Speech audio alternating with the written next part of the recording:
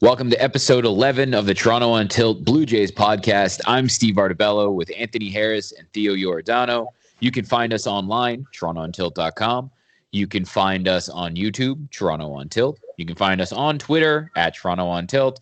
And, of course, you can find the audio for this podcast any place that you listen to podcasts. So that's, Spotify, Google Play, Apple Podcasts, Breaker, Bleaker, Anchor, all of the things.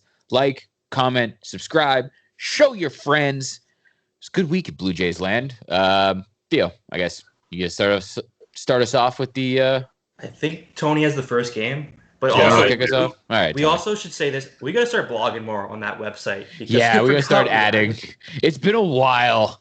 I'm gonna get re-up with the charge. It's like I had a PlayStation Network thing to re-up a few days ago, and I'm like, I don't play that anymore, and it just keeps re-upping. This is what our website's turning into. We're not like posting enough on there, so I promise eventually there will be regular blogs on that website from some of us. You will start to see some Blue Jays content from me. I will start writing some stuff again. Yeah, it's about time that we get back into it. But Tony, how did the Jays do this week? Kick us off. So Tuesday, it was Robbie Ray Day, his first of two starts of the week, and he was pretty good. He had 10 strikeouts over his 6 innings, but he didn't get any run support, and he was down 3-0. But as we saw, it was a trend in this Braves series. The Braves didn't do a good job of holding leads, and in the 8th inning, 6th and 8th inning, they scored a bunch of runs. But really, they took the lead after A.J. Minter just completely collapsed. I don't know what he was doing there. He threw that ball to second when he had after he looked to first. That was great. The weirdest part about it, if he just got it and threw it to second, that would have been one thing. But instead, he looked at second, then went to first, like he was trying to fake him out or something. I don't know what. He got way too in. Yeah. Yeah, it did not work out. They ended up scoring a few runs after that. And, so that was the first win on Tuesday. Trent Thornton got the win. Romano got the save. I think we talked about it last time we played the Braves, and we're like, are they just sloppy against us, or they stink? Like, they stink in the field right now. And I know we've only played them 6 times, but they've had some really bad games in the field. Well, there was a point. I mean, we'll talk about it once we talk about the Acuna injury, but there was a point where they had all infielders in the outfield. Yeah. And you saw it. It looked like that, kind of how the Phillies look today. But I digress. We'll get there later. On to the next one, Theo. Yeah, Wednesday, Jays won 4-1 against the Braves. First time they got over 3 games over 500 for the year. Ryu started, was masterful again, 7 strong, and the only blemish being Contreras' solo home run.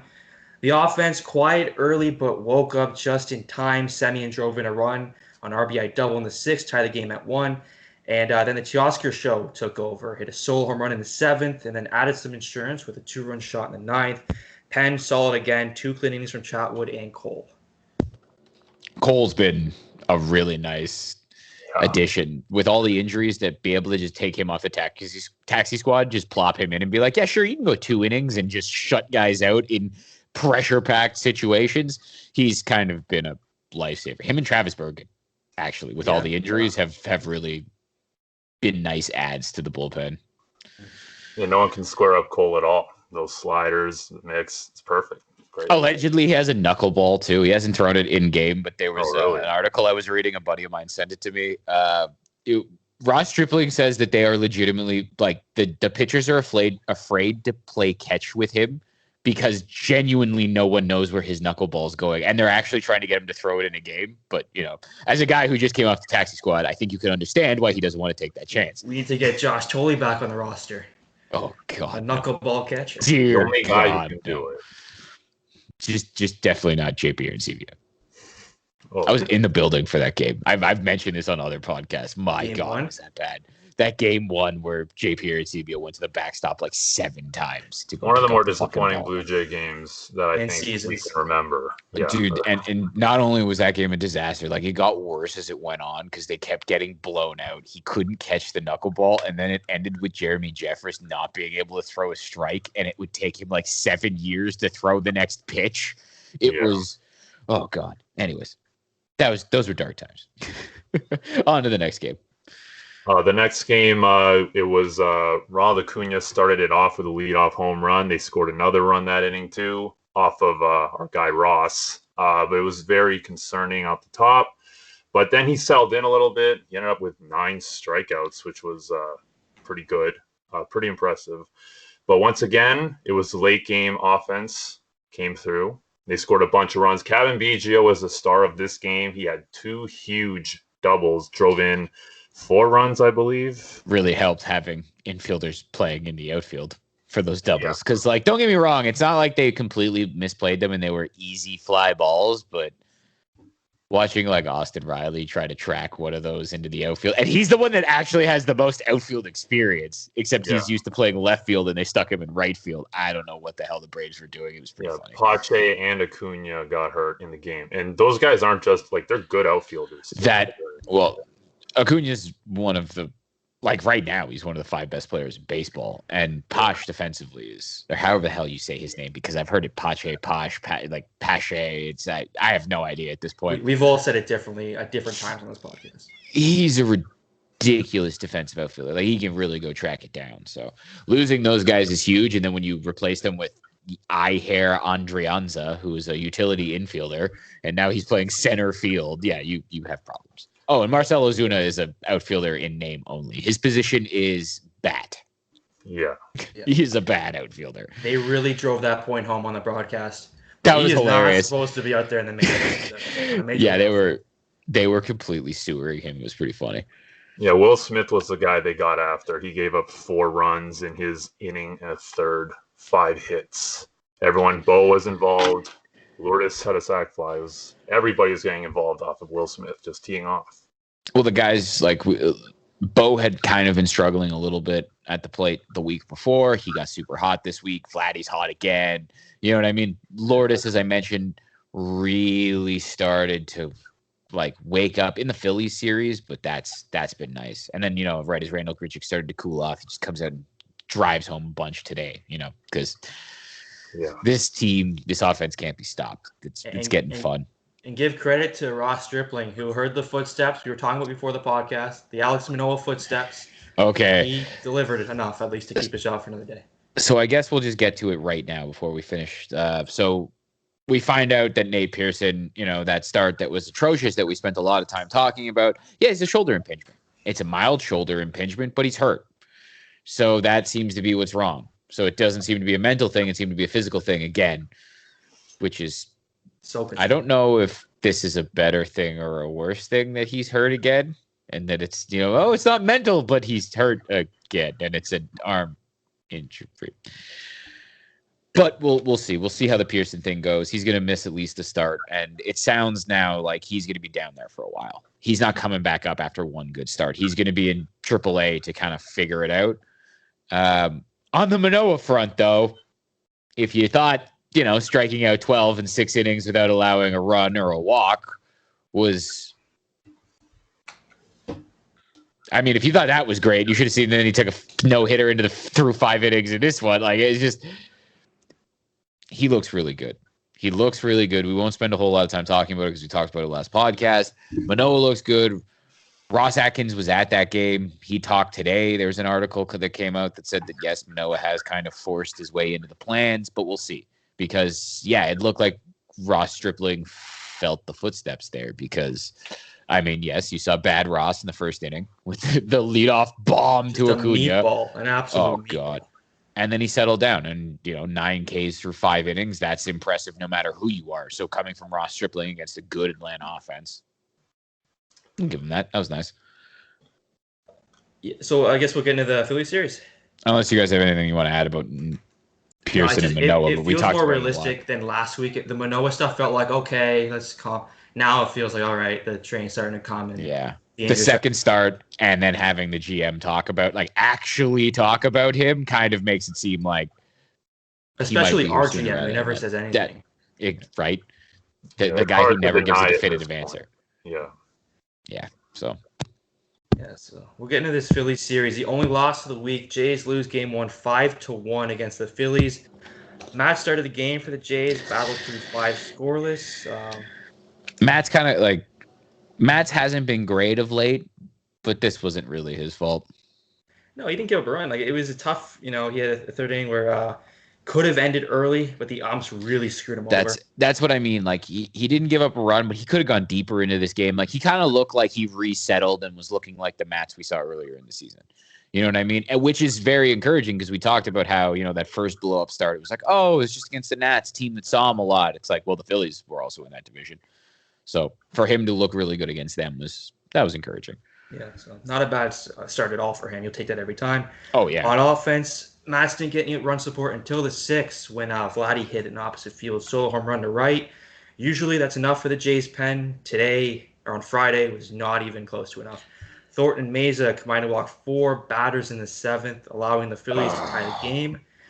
And then Mesa gave up a base-clearing double to Hoskins to make it 4-1. That was his second batter start in a row, or relief appearance. He gave that up after getting 0-2 and then walking a run in. And that was the guy he needed to get because they did not want him in. It was because of the 3-batter rule we have. Exactly. And then it's like, oh, Christ, now he's got to face the righty. And Hoskins of all righties, you know what I mean? And yeah, it was ugly. So it was, he gave basically a double Hoskins 4-1. And then a character named Beasley came in, who I didn't know who that was until the game started. Gave an RBI double to Bohm. And that was pretty much all she wrote. This is the first game where you really notice the injuries in this pen. And yeah. That was rough. It was an ugly one. It was just an ugly game. No offense. And then when they did get offense, just an ugly bullpen effort. And man, I feel bad for Tim Mesa because it was great. He was a great story coming back. But that appearance mixed with today's appearance, which we'll get into later, was not ideal. He had like a 1.16 ERA or something before. That's what I mean. Like he had really looked good, and now he's just and again, like he's getting 0-2, and then he's getting cute and throwing breaking balls nowhere near the goddamn plate, which is a problem. I was in just watching that game Friday with him walking. It's one thing to get shelled and you don't want to see it, but when you're just walking when you're leading to, it's just like so many curse words screamed at the TV. So many swears. On to the next one, though. The next game, everything kind of flipped. All the negativity from the Friday game was gone because it was a victory for the Blue Jays, 4-0. They shut them down in a marquee matchup. We had Aaron Nola against Anthony Kay, our guy Anthony Kay, who really bounced back in a big way. He threw a lot of pitches. Only went 4 innings, but only gave up 1 hit and 2 walks, struck out 6. Can't really complain too much about it. And then the bullpen came in and shut the door. Friday, bullpen was great. That's best. That's Kay's best appearance of the season. Definitely. Like he hasn't looked that good. I guess in spring training he had moments where he looked like that, but he hasn't looked that good since the beginning of the shortened season when he was coming out of the bullpen for those 2-inning appearances with him and Hatch, yeah. Exactly, when they were kind of using them as the 2-inning just go in there and mow everyone down type of guys. And I mean, I'd like to see Kay. He did a lot of things that we were talking about with Mesa. It's just Kay managed to get out of it where he'd, get 0-2 and then it's 3-2. Or he'd start the count because he'd get cute and throw 3 breaking balls and be down 0-3, and then he'd come all the way back and get it out. Kay's got the stuff. This is it's the pain of watching a young starter who should probably be figuring this out at AAA. Like, to be fully honest, you look at Anthony Kay and you see the upside, but you see all of the rawness and this guy should be starting in AAA, but they have no one else. So it's just where Aaron Nola.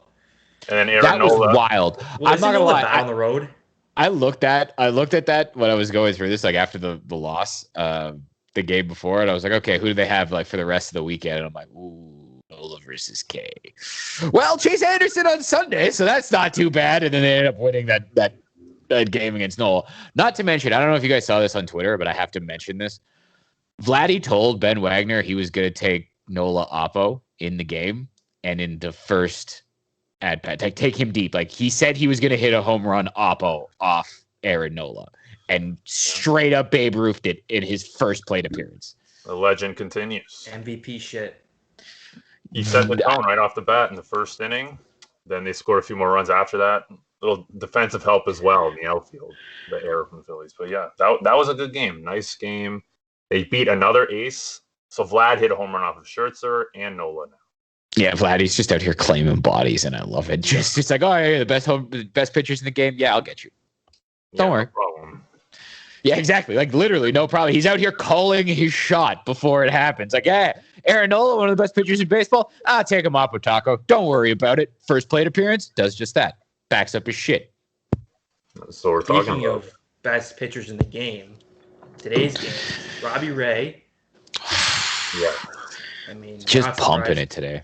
Not surprised again with another decent start. Jays won today 10-8 over the Phillies. That game should not have been this close.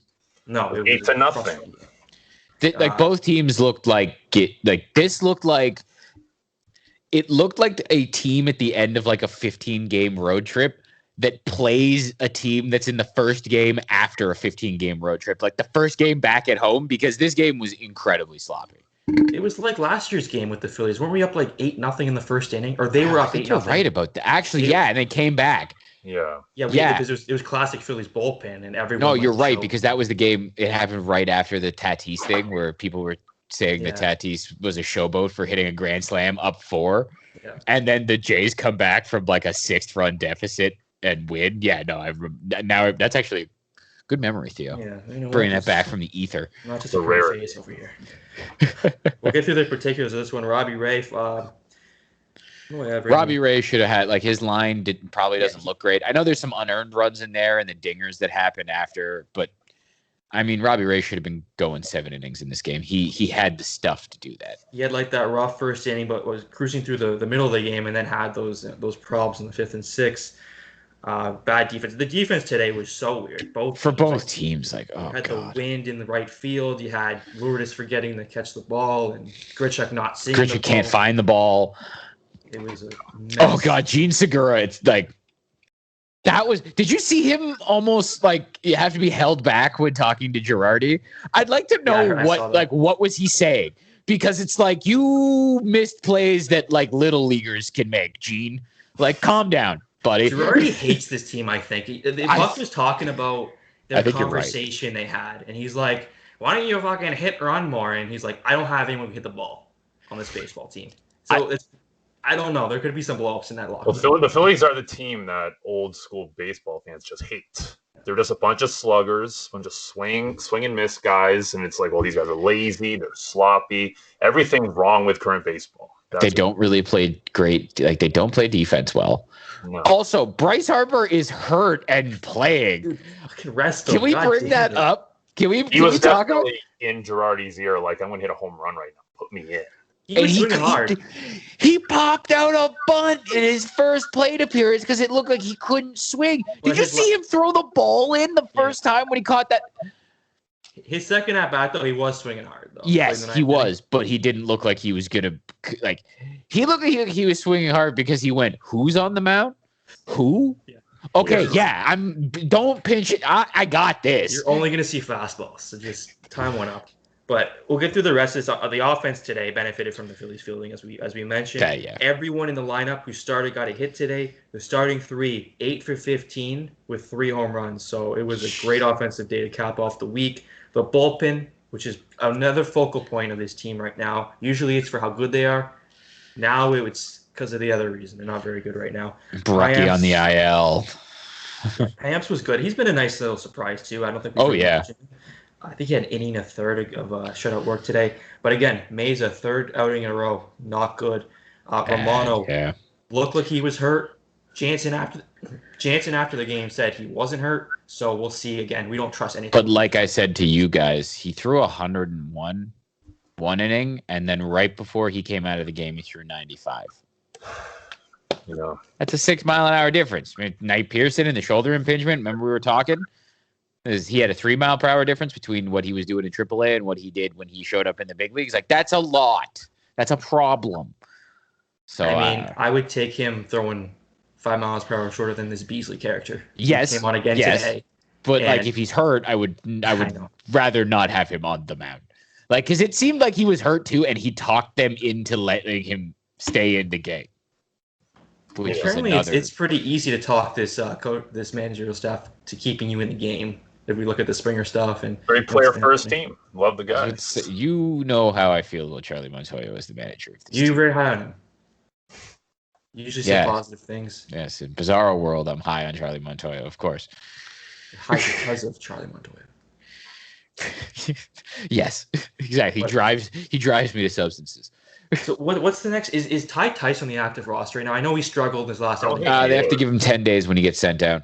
Because this Beasley guy's counting down the clock. I can't watch him again. Ty Tice got sent down because they needed a fresh arm. Because Ty Tice, I think, threw 20. Like, he basically did what they've done to like half the bullpen now, where it's like, okay, well, shit, you kind of have to throw 20 pitches in back-to-back days because we don't have anyone else.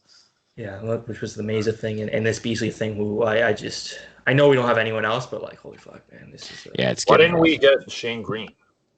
He went back to the Braves. We signed Carl Edwards, right? Yeah, Carl Edwards Jr. signed a minor league deal, and that's fine for a guy that can't throw strikes. Like, we could have gotten Shane Green. I don't know why we're doing it. I don't know what happened there, because like no one signed Shane Green, and then he re-signed with the Braves for $1.5 million.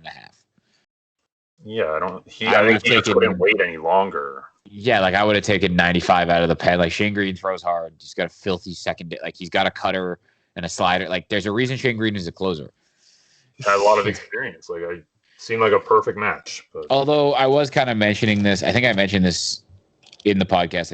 I didn't just mention this in our little pre-thing, but this team has like 46 guys on the 40-man roster because of 60-day IL spots. And I wonder if someone like Shane Green just wasn't even an option. Because they're going to have to waive a whole bunch of dudes at some point. Like when Hatch comes off the 60, someone's going to have to get waived. When Merriweather, okay, that's more of an if he comes off the IL, like all of these guys that have been transferred to the 60-day IL, like you need a spot when they come back, right? Like Kirk, when he comes back, you're gonna have to waive Reese McGuire again. Although you might actually be able to trade Reese McGuire at this point. He's been hitting, yeah. So on his limited sample size. Oh, he's back in Florida. He's comfortable in Florida. Oh yeah, we let him hang out in Florida. Yeah, exactly. He doesn't have personal boundaries in Florida. That guy is so lucky COVID happened. Not just it saved his career, basically. Yeah. It was like the week before. Yeah, it was like the biggest story, and then COVID happened. He's also lucky he's a catcher. If he played any other position, he would have just fallen off the map. That's true. They would have sent him. He would have been cut and fired into the sun, and no one would be paying attention. But the fact that he's a catcher is the only reason he's still around. Exactly. But what are you going to do? Again, another 5-1 week where we're feeling kind of like we're happy. We're a game back of first place, I think. And it's just in terms of results, it was positive. You know what I mean? Like you lost one game this week. It's just more the fact that you see the issues, right? Like you're seeing injuries, you're seeing the bullpen start to fall apart, right? Like you're starting to see some of the cracks. Now on the positive side, the offense is ridiculous now. Like Springer's missing, but Teoscar's back, and my God, he looks like the Teoscar from last year. Gurriel's getting hot. Marcus Semien looks like 2019 Marcus Semien. Yeah, like that early point of the season where he was kind of in between, and if it wasn't a fastball, he wasn't able to hit it. And now he's hitting everything all over the field. Rich looks kind of cooled off, though. We should probably mention that. Yeah, well, some of his at-bats have been pretty bad too. Yeah, like he had the RBIs today. I think he drove in at least a pair. He had a double, and then he ran it because he didn't realize there was one. He lost track of the outs. There was a lot of sloppy stupidity. The guy in front of him on the bases. It was a Little League game today in a Little League ballpark. It really was. It was like it did not feel like a major league game. Like there were so many. Like they're lucky to win this game. Like to be honest, this is a game the old Jays don't win. Oh no. Like they let this one slip away. Like the Phillies are a team that's like struggling themselves. Like the NL East is like I really want to play in the NL East. Like this is fun. The Phillies are a mess. Remember last year when we talked about them when they played the Jays? Yeah. Just like every time they showed up, it was just like, who's Joe Girardi going to call out of the bullpen? And how spectacularly they're gonna fuck this up this time? Because that was all season for the Phillies last year. It was ridiculous. So I don't know. That team is team stupid money that was supposed to spend all of the money after getting Bryce Harper and then kind of did, but didn't, and then signed a bunch of guys didn't make a lot of sense. Like, Andrew McCutcheon, who his best days are behind him, and I don't know. That team makes no sense in the way it's a very top heavy team. And like they brought in Gene Segura, and it was like, why? Like what are you doing? And I don't know. Didi Gregorius this year, where it was just like, yes, he's going to play third. What? Yeah. Or he's playing short. Sorry, but he hasn't really played short. He's been hurt. Right? They should have been big players for Story in the offseason, but instead they that's exactly Gene. Not Gene, Didi. They brought him back. Yeah. And like, what did you do with Scott Kingery? That guy, yeah. Good thing he signed that contract. Oh, yeah. He's barely a major league player at this point. He hit a home run with that contract. The Philly. Oh, my God. But I guess enough of making fun of the Phillies. Yeah. To go back to the Jays offense. It's good, man.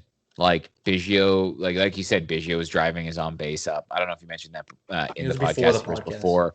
Yeah. But like he's driving his on base up, and you saw that game against Atlanta where he had the I think it was 2 doubles, specifically 2 doubles. Yeah. Like he's coming around. Gurriel's getting hot. Teoscar's red hot. Okay, Grichuk is cooling off. Still drove in a couple of runs today, right? Bo looks like he's back after having a week where he was kind of, looked like he was searching for it a little bit, swinging at pretty much everything, which is kind of a Bo thing. He swings himself out of slumps, which he did this week. You know what I mean? Like he hit his way out of it. But it's just you're starting to see what we've talked about all season of what this offense could be. Yeah, Espinal too. He ain't been bad. He's been fine, and he can steal a base, and he plays a really nice third base, and that's a nice bat off the bench. Actually, we're gonna talk about Rowdy and the fact that he's like who they're gonna potentially call up to replace him if he's hurt, because this is like getting really. I mean, Joe Panic, who's left? I'm trying to think. I can't. Usually, I know some of the. I'm trying to blank to what. I'm actually trying to think about their 40-man roster because I was looking at this earlier today, and they have very few guys on the 40-man left that haven't actually been in the. You know what I mean? Like Blue Jays 40-man roster. 46-man roster. I actually think it is. No, I'm dead serious. Yeah. I think they're up to 46. We're gonna lose a couple good players, at least useful pieces. Well, yeah, you're probably gonna lose like a Cole. You're gonna lose maybe an Anthony Castro, or you know what I mean, like guys like that. If we somehow get all healthy at once, if we can package like 4 of these guys, some really shitty bullpen. Oh, Tommy Malone's gone. Thank God. He's out the 40. Yeah. No, he's hurt. TJ Zoik's in the minors. Isn't Malone just on the IL? Yeah, he is, but you can waive him. Yeah. I saw him and just thought immediately, like, oh, that's easy. Just waive. Yeah, that's an easy move. He's a good locker room guy, so that'll be tough for the kids. So, okay, Kirby Yates isn't coming back. Let's see actually how many. 1, 2, 3, 4. They have 4 guys on the 60-day IL. Well, they have 5, but 4 if you don't include Kirby Yates, who's not coming back. Who is this Nick? Oh, sorry. No, they have 6. It is 6. It's 6 with Kirk. They have exactly 6 guys. So it is a 46-man roster. Do you know anything about this Nick Algieri? How do you say that? Algieri? Yeah, it's just another. He's just like, a guy? It's like Beasley. Oh, okay. Yeah. That's what, you know what I mean? Yeah. Like he, I think, if I'm right, is an actual prospect. Because I'm remembering a tweet that I saw today. He was a reliever in college. Then they moved him into the bullpen, and then the Jays drafted him in like the fucking 12th round or some shit like that. You know what I mean? Like he's not a real prospect. He's a minor leaguer. Also, this is so off topic. Did you guys see the guy with the Pilar cape in the crowd today? I was mad. We scored Ryan. I actually did not. It was like I wanted him out of the stadium. That is amazing. I did not see the guy with the. Oh my God. It was. I think we had we drove in some runs and they did that pan out and they just showed the guy with a grown man. If it's a kid, it's one thing. It's a grown man with a Pilar. Wow. There is a complete divide in this fan base, and it's not political. It's not anything. It's Kevin Pilar. The fans of him and the people that hate him. It's so passionate, and people have very strong feelings. He's gotten a little political though on his own. You know what? I forgot about last year. Yeah, that's not. Yeah, I was about to say. Actually, Nick Allegiri ain't doing too bad in Buffalo. Now, granted, it's 12 innings. Before that he pitched at Dunedin. Yeah, he hasn't done.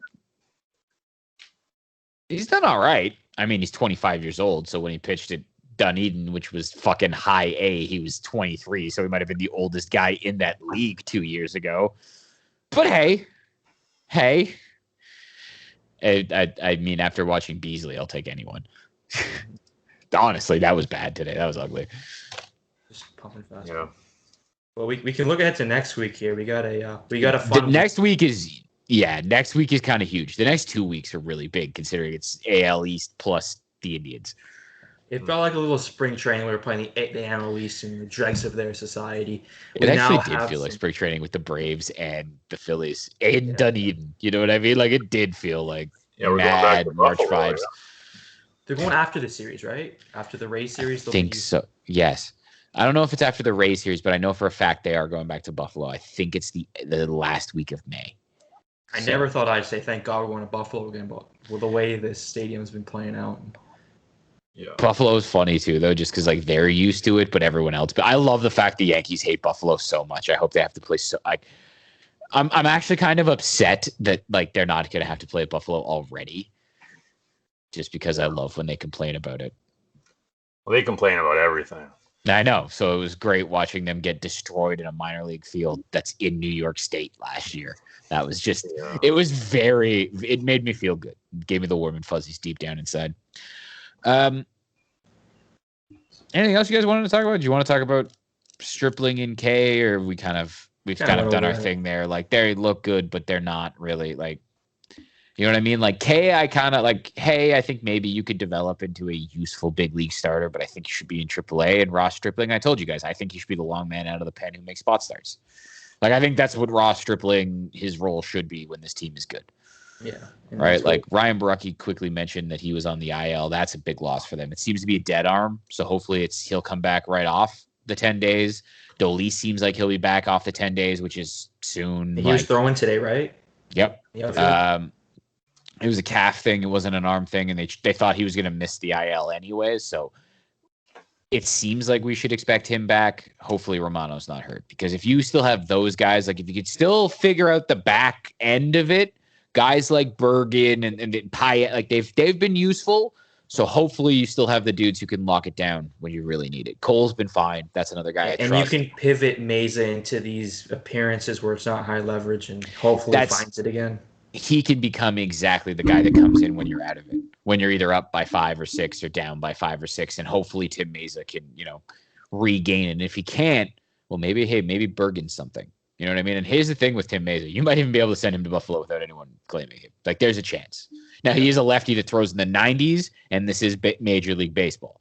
So I could see another team just being like, we don't care. We'll give that a shot, because there are some atrocious teams in this league. That does exist as well. Oh, we got good news on Thomas Hatch today, though. He's supposed to be coming back as soon as he's eligible off the 60-day DL, which is... Was it late May or early June? I believe it's early June. Him and Merriweather are both early June. I thought, it's pretty soon. They were saying, I think. I believe AAA soon.